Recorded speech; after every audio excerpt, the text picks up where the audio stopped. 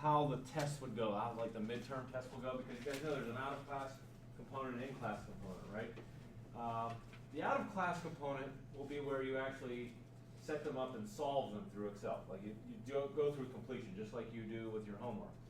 The in-class portion, I'll ask you to set it up, like model it, but you can't, I'm not going to ask you to solve it in class with Excel. Because not all of you have laptops, that I think all you do, but not always the students bring laptops. So I'll ask you to set up the model, but not solve it. Do you know what I'm saying? Like I'll ask you to identify the decision variables, the objective functions, and the constraints. And also, I know I said this the first class, but it probably makes more sense as we go through the material.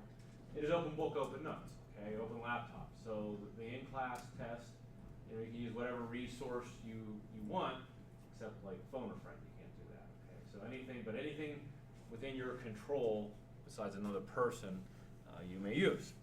So let's look at 26 and 27 on page 107, okay?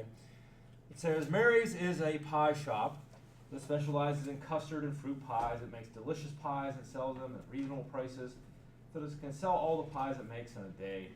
Every dozen custard pies nets Mary's $15 and requires 12 pounds of flour, 50 eggs, 5 pounds of sugar, and no fruit mixture. So a couple of things we see there. You know, this is going to be a production mix, and as soon as it says how much of these materials it takes, we're thinking, okay, that consumes something. We probably only have so much of that. You know, we're thinking those kind of things are going to go in the constraints as we read that sentence. Every dozen fruit pies nets a $25 profit and uses 10 pounds of flour, 40 eggs, 10 pounds of sugar, and 15 pounds of fruit. On a given day, the bakers at Mary's found that they had 150 pounds of flour. That's all, so that's a constraint. 500 eggs, 90 pounds of sugar, and 120 pounds of fruit mixture with which to make pies. Formulate and solve a linear program that will give the optimal production schedule of pies for the day. Okay, so this is what you would be asked to do on the in-class portion of the exam. You'd have a word problem like this, and I'd ask you to identify these three things. So the first thing you would say is, what can I decide? What can Mary decide? In this case, what is she deciding? It's a production mix. It's a production mix in a bakery, but it's a production mix. What can she decide? She's making two things. What? Custard and fruit pies. So X1 is the number of dozens of custards, and X2 is the number of dozens of fruit. Okay, those are what we're deciding how many of each to make. What are we trying to optimize here? Minimize, maximize. What are we trying to optimize in this case? We're trying to maximize profit, okay? And in this case, we're maximizing, well, let's see, for the custard pies, it looks like we make 15 bucks, and for the fruit pies, we make 25. So remember, we're going to focus on those coefficients, 15 and 25 respectively. As we went through there, you know, we heard things that we only had limited resources of at Mary's. Things like flour, sugar, eggs. Didn't say anything about time, but I'm sure that is something that she has limited of. So I need to capture that. And I'm going to capture that in the constraint section of my problem. So let's look at flour first, because she only has 150 pounds of flour. And then we need to look at, see what each dozen of custard and each dozen of fruit consumes. And it looks like it's 12x1 plus 10x2. We only have so many eggs. We have 500 of these eggs. And it looks like they consume 50 and 40 respectively. So 50x1 plus 40x2. We only have so many pounds of sugar, 90. And it looks like that consumes 5 and 10 respectively. And we only have so much of this fruit mixture. Looks like 120, and we don't put any fruit in our custard pies. But we do put 15 pounds in every dozen fruit pies, okay? And I can't make negative pies, x1, x2, greater than or equal to 0. Why wouldn't I make x1 and x2 integer? A couple reasons, but what's one reason?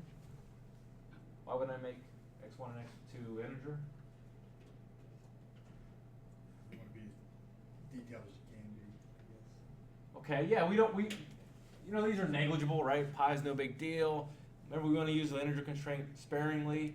The other thing, you can make a third of a dozen, right? That's 4 pi's, right? So we're in dozens here. You can make a half dozen, that's 6 pi. So we don't want to use the integer constraint here. We only want to use it when we really, really have to. And so far, nothing we've done where we have to. But in the future, when I say the future, I mean later today, we will have integer models, okay? So that would be what you'd be required to do on the in-class portion of the exam. Okay, identify those 3 things. And I think we've all got a lot better at that over the last few days. So let's go into Excel and solve this guy. And I'm going to start from scratch. I know, many of you probably just took a model that you had and went from there. But I'm going to start from scratch again. So make it bigger so you can see. I'm going to say custard and fruit. Might as well center things while I'm there. And I'm going to just pre-fill those or seed those at 1 and 1.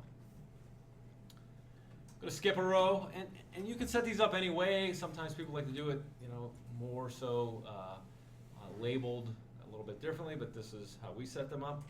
So I'm going to maximize profit, and I'm going to focus on my coefficients. I have 15 and 25 there. And I'm going to use this sum product formula over and over again. So I'm going to sum product C2 through D2, comma C4 through D4. I know I want always to reference C2 through D2 when I copy this formula. So I'm going to anchor that or make it absolute with my F4 function key. And that represents 15 times 1 plus 1 times 25. That gives me 40. Okay, so that's my profit. Subject 2.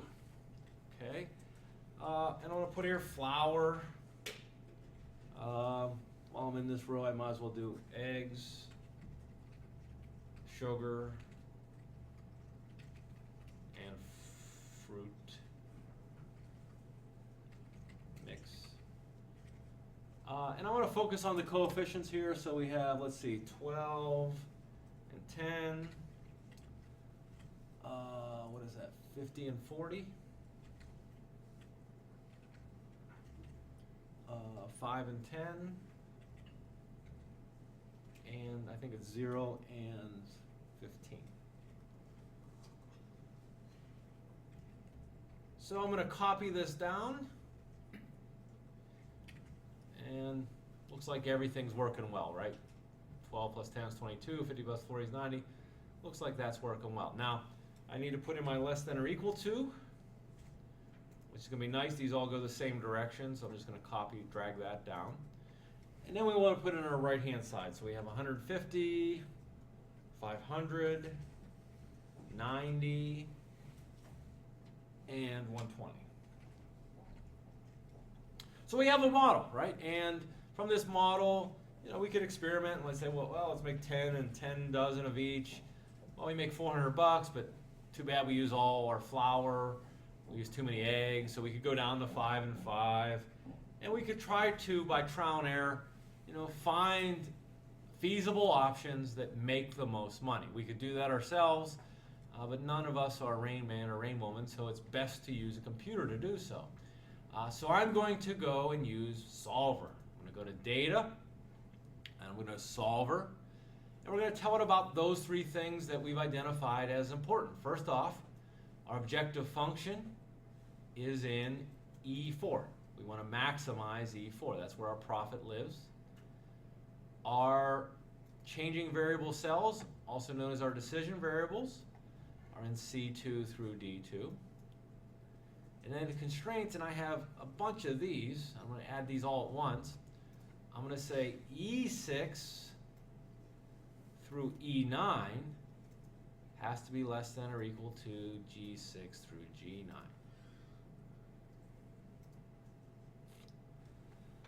I'm going to make unconstrained variables non-negative. That adds my net negativity constraint. And I want to use the simplex LP method. So just to validate I have everything right, E4 is what I'm maximizing. I'm allowing it to change C2 through D2. And E6 through E9 is less than or equal to G6 through G9. All looks good. Moment of truth, I click solve. It says solver found a solution. All constraints and optimality conditions are satisfied. As I do this, I want to keep the sensitivity report. So I'm going to click on yes, give me the sensitivity report, and I'm going to click OK. It tells us the best solution, the optimal mix to make right now is to make 4 2/3 dozen custard pies and 6 2/3 dozen fruit pies. So what's that, 48 and 8, that's 56 custard pies, and that's 80 fruit pies, I believe, if we do the math, okay? So those are all in dozens. So that's what we're tasked with making. Now, this is an answer, and we're very happy with this. This optimize our profit.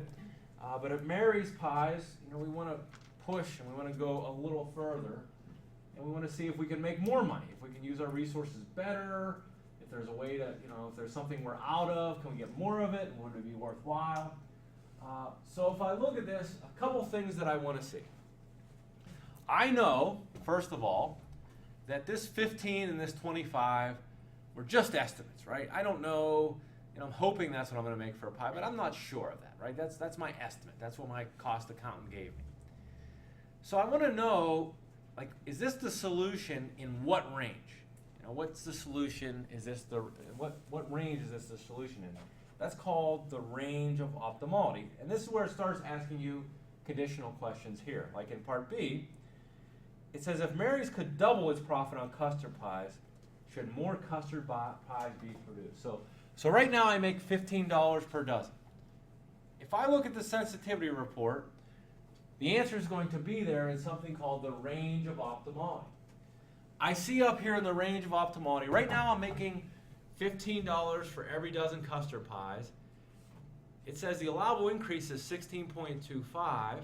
The allowable decrease is 2.5. So 15 minus 2.5, that gives me, that's $12.50. 15 plus 16.25 gives me 31.25. So anywhere between $12.50 and $31.25, this is the right solution. Okay, this is the optimal solution. So if I were to double my profit from $15 per pie for dozen pies to $30, would my solution change? Just based on interpreting the range of optimality, would my solution change? This is where you guys answer. Your production numbers won't change, but your profit will change. Very good. Because it's in the range of optimality, right? $30 would be in that range from $12.50 to $31.25. It's in there, so that mix doesn't change. And that's really our solution. The profit isn't our solution. What we're deciding is our solution. Our solution doesn't change, but our objective function will. And let's just test that out. I mean, we don't have to test it out because this is right, but if we wanted to see that, let's try it. Okay, so I'm changing this to 30. I resolve, and I get a new solution. And hey, it's still 4 2/3 and 6 2/3. Obviously, I make more money because I'm charging more. I'm getting more profit, but it still did not change my solution. So, this would be a great type of multiple choice question. And that's what my multiple choice are like. So I would give you this sensitivity report, and I would say, hey, if we were able to charge or make a profit of $30 for custard pies, would my solution change? And you would say, no, your solution would not change, but your profit will change, right? My solution doesn't change. What I make will not change, yes? And that'll be like buried in there, like B, Let's look at if Mary has raised the price and hence the profit on all pies by 25 cents, which nets out to $3 per dozen, would the optimal production schedule for the day change? Would the profit change? Okay. Well, if we look at, we already did the range of optimality for custard. We said, hey, anywhere between $12.50 and $31.25. For fruit, we're saying 25 minus 13, that's 12. 25 plus 5, that's 30. And we're saying, all right, an increase of 3 is allowable in both cases, right? Allowable increase 5, allowable increase, and the 3 is in that range, so no. Okay, it's not going to. Now, we did change both. And remember when we talked about the sensitivity report, we said, assuming all other things are equal. So for this one, I'm saying no, but I would also probably, I'd probably take a few seconds and try it. Do 18 and 28. Oops, 18 and 28. 28. Click solve. Click solve again. And we see it does not change, okay? So the range of optimality is telling us, where our solution is valid for. And what it helps me do is say, not only is this the solution, but hey, even if the profit were doubled, this is still the right amount to make, right? Even if I'm off by a factor of 100%, my profit, this is still the right. So not only do I have a solution, but it becomes what they call a robust solution. It's a good solution in a wide array of environmental factors. Right? So you can say, hey, I know I'm right. Even though I made some assumptions going into this, I made some estimations. Hey, this is good. This is a good, strong, robust solution. Let's look at D. Well, let's look at all. Okay, let's look at D. All right. So before I even look at the sensitivity report, well, we did already, but let's analyze my constraints now. Okay, because those are the things, remember, that defines the feasible region, the point of all feasible solutions, and it's what holds us back. And obviously, in business, we want to push forward, right? So we're looking for things to push forward. So if we just look here, what is binding? What is binding? Remember, binding means it's holding us back. It's solved with equality. It's the thing where, it's the last point it touches. What's binding at this point? What's holding us back? There's two things holding us back. Dylan? Our eggs and pounds of sugar. Yeah, and you can see that because they're solved with equality, right? We had 500 eggs, we used all 500 eggs. We had 90 pounds of sugar, we used all 90 pounds of sugar, right? So that's good. That's good to know that, hey, that's what's holding me back, but I want more information. Okay, so if I go to the sensitivity report, it not only shows me what's holding me back, but it also, via the shadow price, tells me what they're worth to me, okay?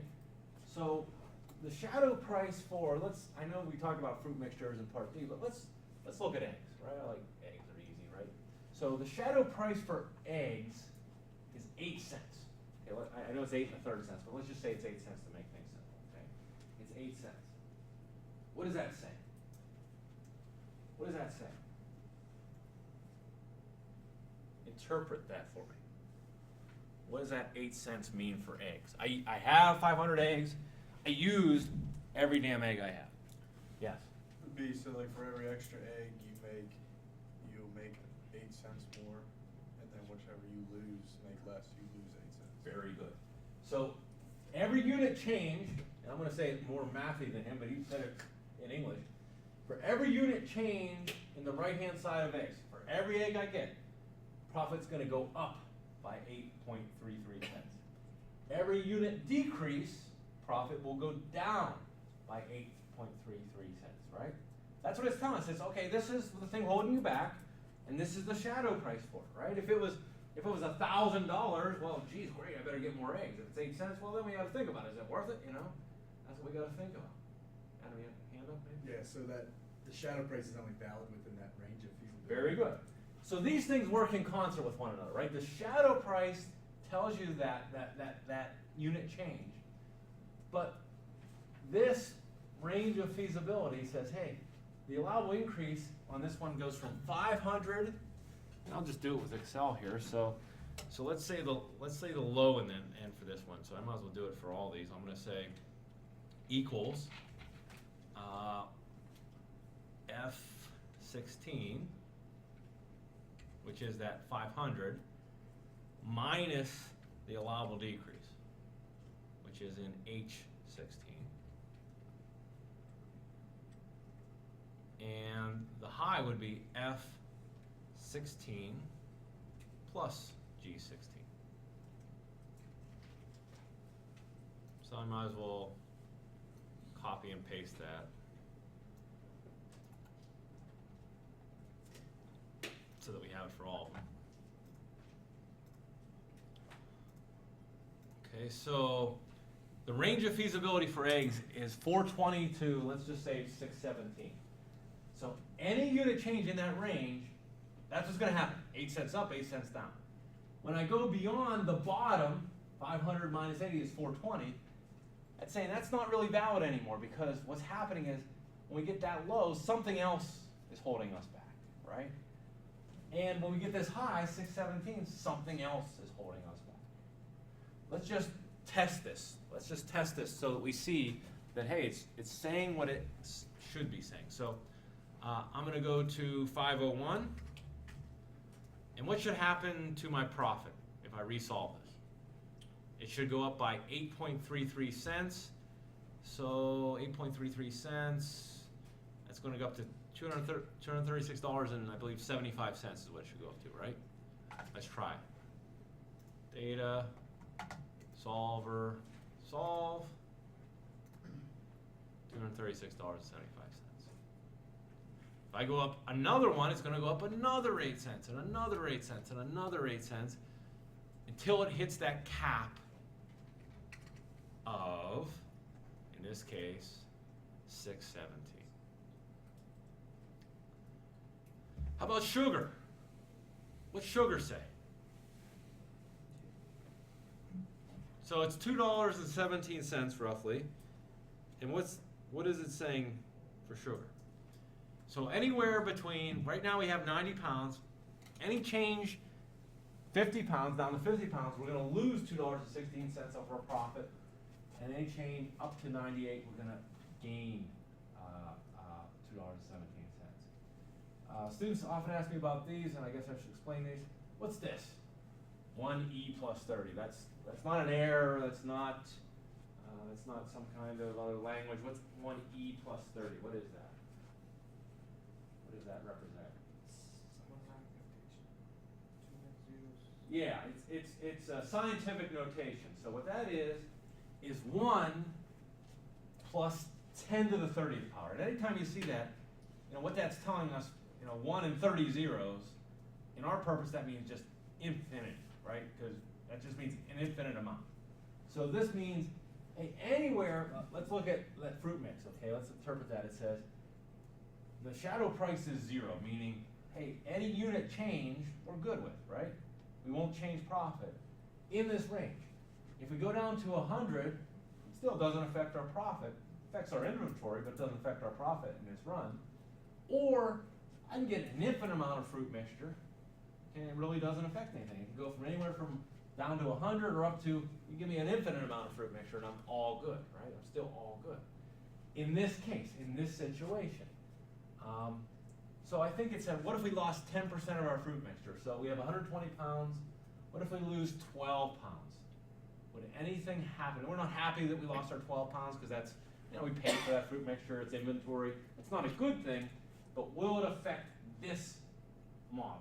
Will it affect this model's profit? No, right? We had 120 pounds, we only used 100. It might affect the next run, right? But not this run. Okay, it doesn't affect this run. I think that's what part D asked us. All right, I like E a lot. Okay, I like E a lot because this one makes us think a little bit. And it goes painstakingly through the process of showing you that sugar was an included cost. Okay, so let's go through E. It says Mary's currently pays $2.50 for a 5-pound bag of sugar from its bakery supply vendor. The 50 cents per pound price of sugar is included in the unit profits given earlier. So what it's saying is, you remember we said we make $15 per dozen for custard pies and $25 per dozen for fruit pies? Well, how we arrived at that is, we know we charge this much, and then we backed out all the labor in there, and we backed out the materials in there, right? Backed out of those profit coefficients is that 50 cents per pound, right? That rate is already backed out of there, okay? It's already factored in. It's called an included cost. It's already included in there, okay? That's what they're trying to tell us. It's included already. If Mary's customer wishes to purchase additional sugar, it must buy it from Donatelli's Market, a small local independent grocery store that sells sugar in 1 pound boxes for $2.25 a box. Should Mary's purchase any boxes of sugar from Donatelli's Market? All right, so be careful with this one, because we're saying, okay, we need more sugar, right? We're out of sugar. The shadow price is $2.17. I know it's not exactly, but let's say $2.17. And it says we can go over to Donatelli's and buy it for $2.25 a pound. Should we?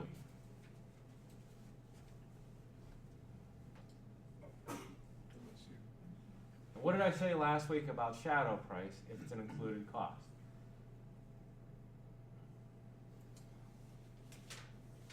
Okay. If it's an included cost, and it clearly is, the shadow price represents the premium above the normal price that we should be willing to pay for an additional unit of resource. So you'd say, why would I buy it? My profit's going to go up $2.17, so why would I go over there and pay $2.25? Because guess what? 50 cents of that price is already factored in over here. Okay? So 50 cents of that is already included in that profit. I already assumed that I was going to charge 50 cents.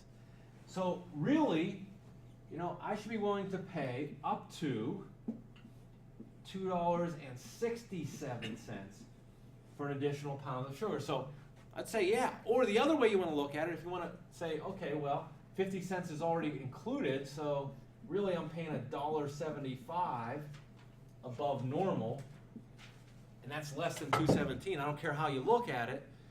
This case, we should buy it. Okay, we should buy it. Now we may went on the hassle of dealing with Donatelli, but we should buy it in the context of this problem. Even though it's the shadow price is lower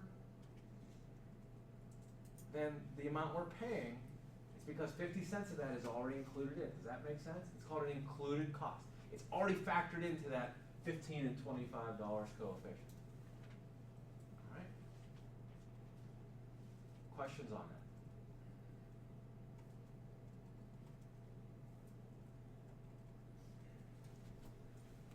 Okay.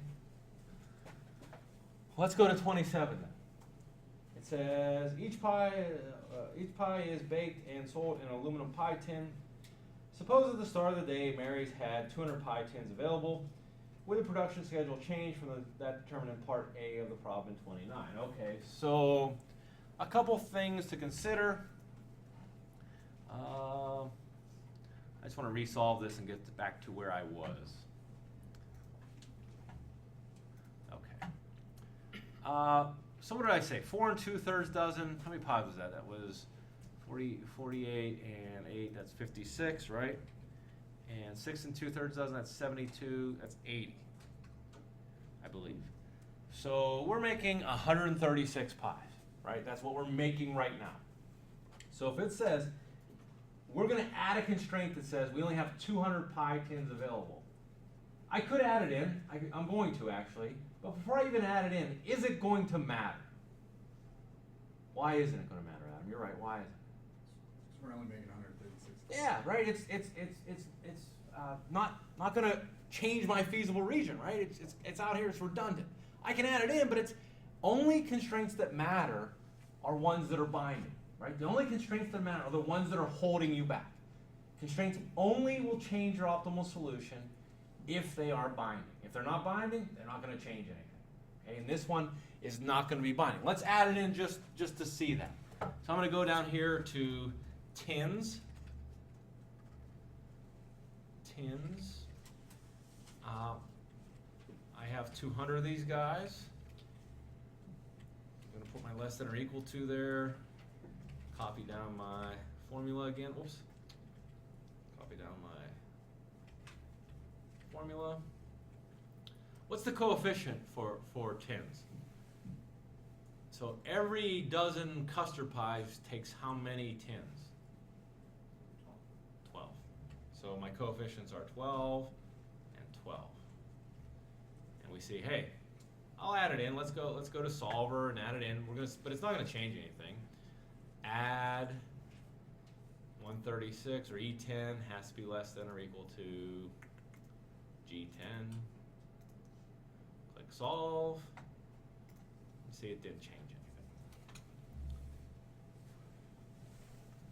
anything. Same question though, I think it says, hey, how about if there's only 100 pi tins? Before I solve, is that going to change things? If I go from 200, it is, right? Because I'm adding a binding constraint. I'm trying to use 136 now. This is something holding me back, right? It's holding me back from using 136. So you're damn right, it's going to change things. And is it going to change things for the better or for the worse? Is my profit going to go up or go down when I put this in? It's going to go down, right? Anytime I add more constraints, I'm capping things. It's not as free. You'll see my profit goes down now to $205 from $236.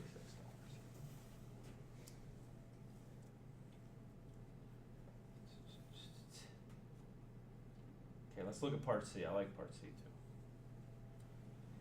Mary's has in the past made a third type of pie, a chocolate pie. Given the current prices of ingredients, Mary's estimates that it would net a profit of $27 per dozen chocolate pies. Each dozen, okay, so we need to add another decision variable. Now, the way you should do this is add it between custard and fruit. And the reason I want you to add it between custard and fruit is because, remember all these formulas we set up ranges, right? We have 2 endpoints. Well, if I insert columns between those endpoints, it's going to adjust that endpoint, right? It's going to include that automatically. So I want to include between custard and fruit. And I'm going to get rid of this because that's not really part of my, I just want to do the math there. So I'm going to highlight column D. I'm going to right click and say insert. Okay, and it'll insert a column to the left. And we're going to put in here chocolate. Okay. And I think it said, hey, you make $27 for every dozen chocolate pies. It takes 15 pounds of flour for these. It takes 30 eggs. It takes 12 pounds of sugar. And it takes no fruit mixed. Okay. And I think it wants us to get rid of the tin constraint. I think so I'm going to delete that, so the guys after that guy. And let's just make sure everything works. So if I put in 10 here, hey, good, it changed everything.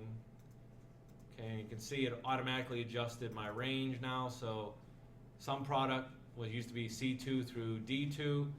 Now it's C2 through E2. It was C4 through D4. Now it's C4 through E4. So by adding it in the middle of that range, boom, and it just expanded it, right? It just expanded the range. So that makes life easier. Okay, I think I'm all good here. So I'm going to resolve. Oops, I got that old constraint I got to delete. I'm going to resolve. Oh, wait a minute. I got to tell solver, but the solver, subject of cell F4, that's good. Oh, it's all good. C2 through E2, adjusted that correctly. F6 through F9, less than or equal H6 through H9, that's all good. I'm going to click solve. Okay, solver found a solution. I'm going to keep the new sensitivity report from this solution. I click OK. And it says, hey, still make 4 2/3 dozens custard and 6 2/3 dozen fruit pies. So what questions might I be asking now at Mary's Bakery? What questions might I be asking now?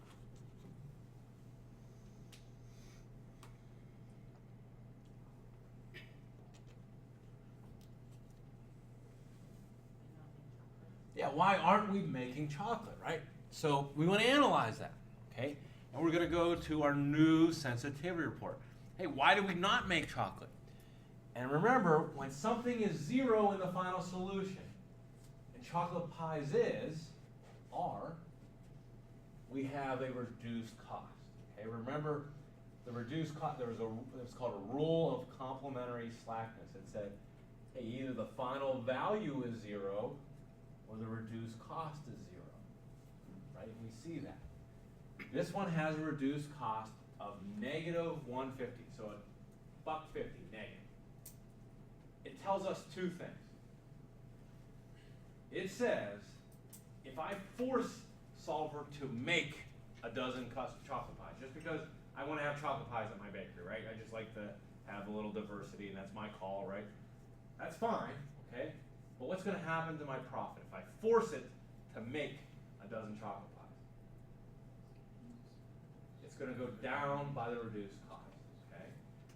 Also, what it's telling me is for it to become profitable for me to make chocolate pies, I have to charge another $1.50 more, okay? Or reduce my cost by $1.50, which would do what?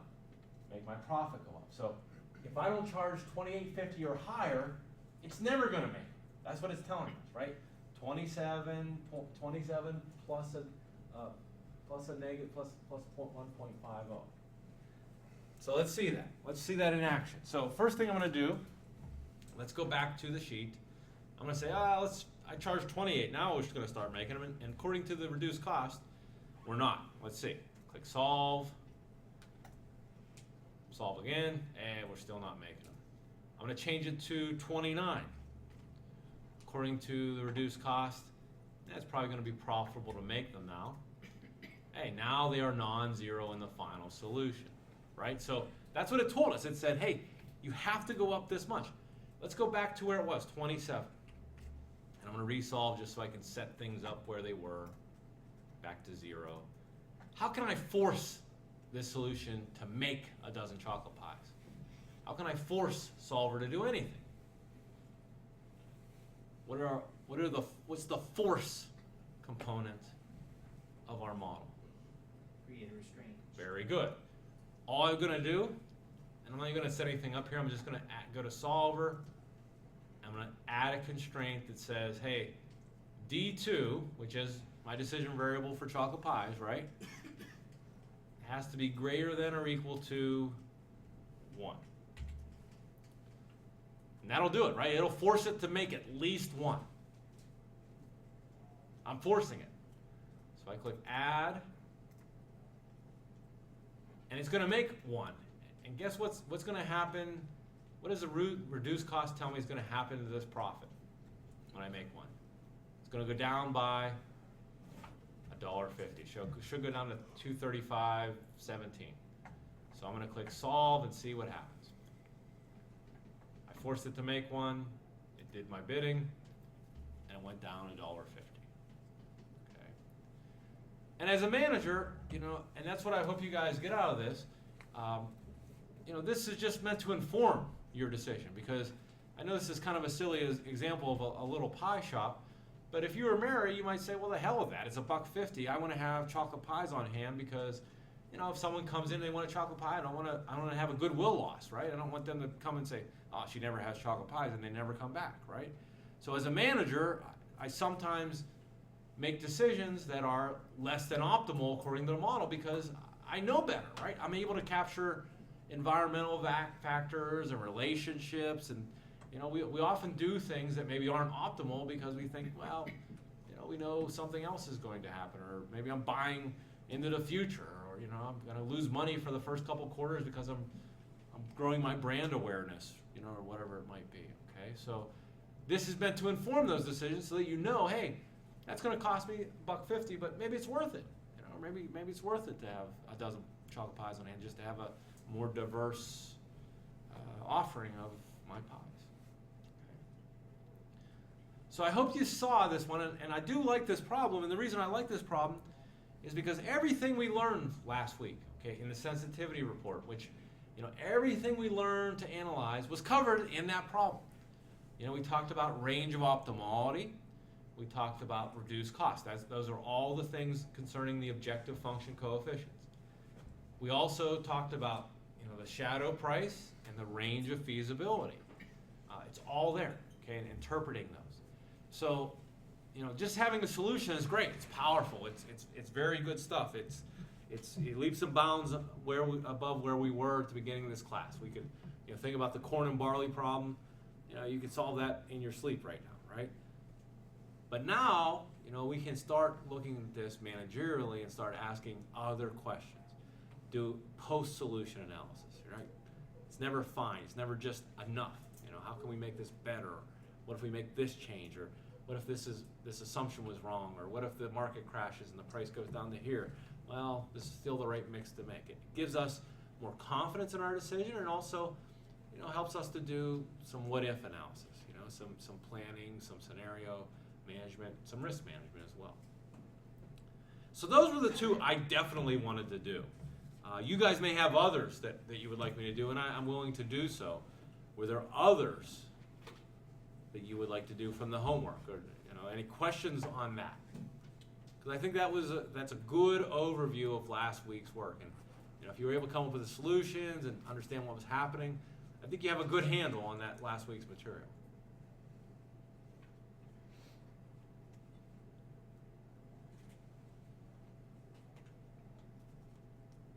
I got quiet. Because that's a good thing.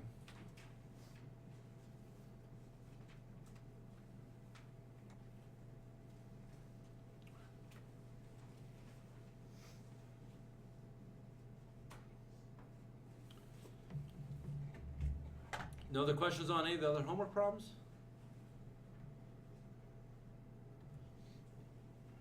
How about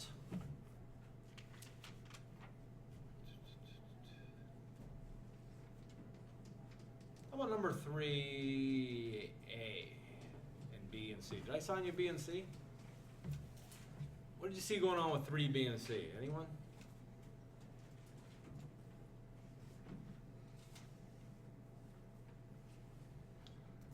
I'm going to cheat on that one a little bit.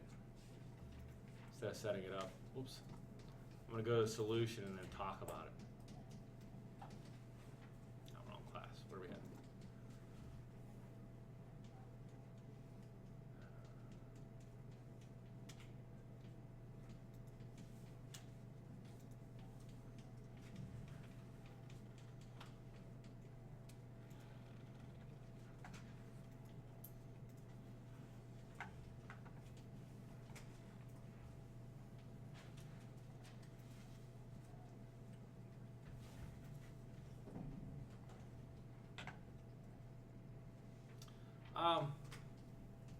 This was a production mix as well.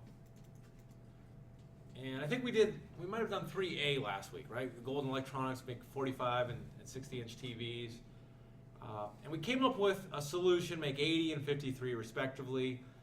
What's binding here? What's binding here? In this solution, what was binding? Just a quick analysis. What's binding here? What's holding us back?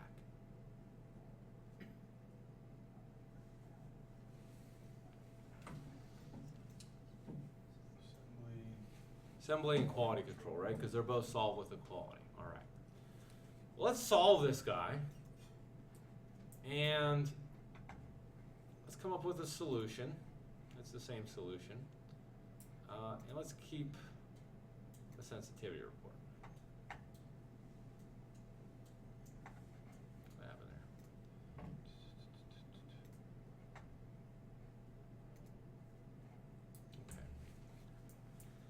And this one is meant to show you like a kind of a unique situation, but it's worth looking at. I want to look at the range of optimality for this guy. Okay, see the final value was 80, 53. The profit coefficients were 50 and 75. What do you notice that's odd about the range of optimality? What about the allowable increase and allowable decrease? What value do you see there that's kind of, we didn't see that in any of the others we saw? 0. Okay, 0. Well, and what is it? So I want you, you're right, 0. What is that telling us? Okay, what it's telling us is if we increase this value at all, the allowable increase is 0.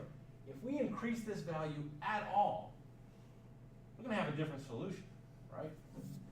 Something else is going to be the solution. It's not going to be 80 and 53 anymore.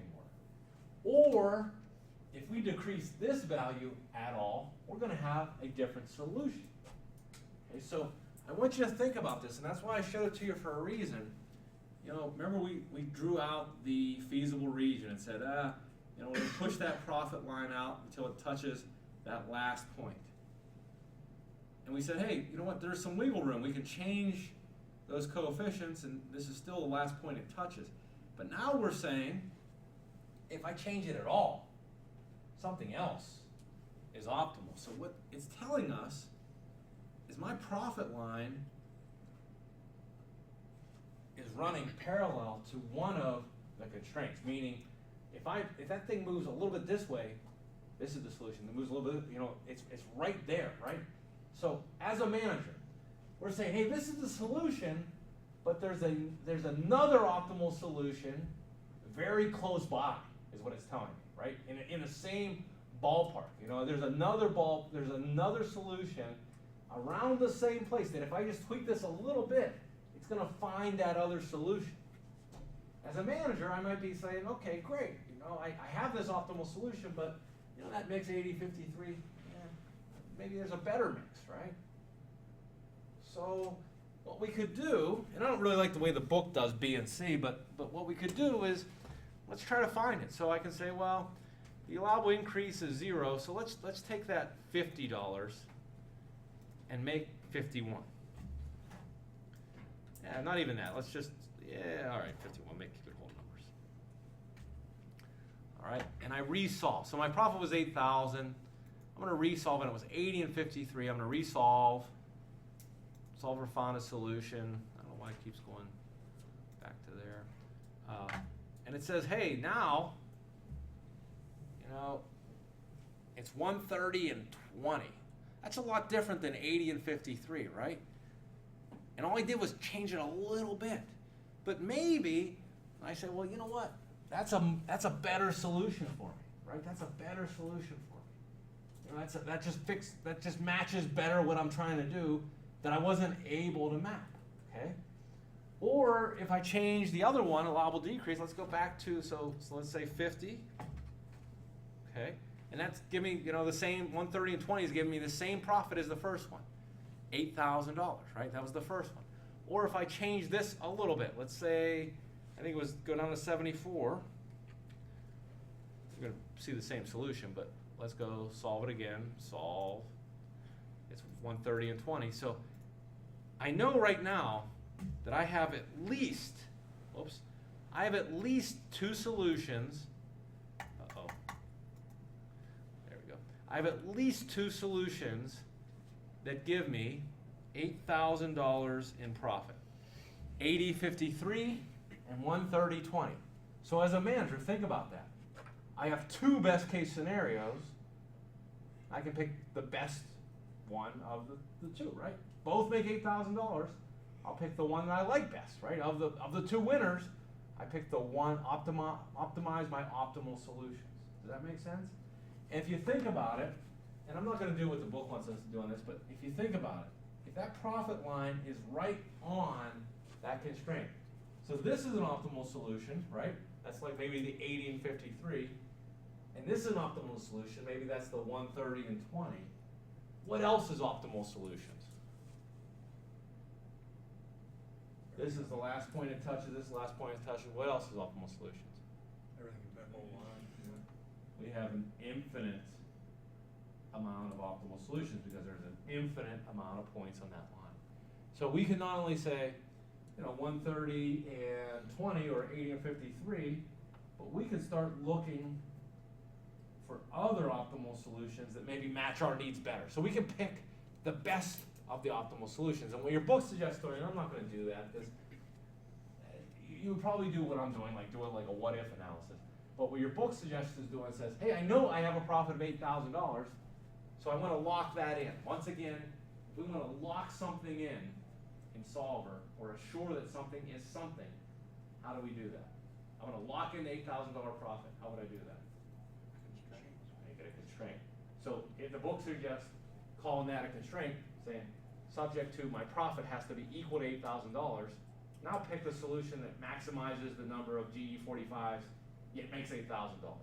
or maximizes the number of GE60s, yet makes $8,000, and they have some BS one about like 3 times the number of G. That's I don't care. That's just made up, fabricated thing. Okay. So this is what we call this. When we see this 0 and 0, we see this, we say, okay, it's not a very robust solution. In fact, a little movement will make something else the optimal solution. So we know we have what we call alternate optimal solutions. We have many optimal solutions. All right, so I know it's a little early. We're like 5 minutes before 7. I usually give you a break at 7. But we're done with the homework review unless you guys have any other questions. And we will start into Chapter 3. And there's 2 components of Chapter 3. We're still going to be doing the same stuff. We're going to still do some optimization models. We're still going to do solver. We're going to add 2 things onto it. One is something called summation variables. You'll see that. And then we're going to also talk about binary and integer linear programs. Okay. So take like a 15-minute break. So come back at like what, 7:10, and we will hit this part.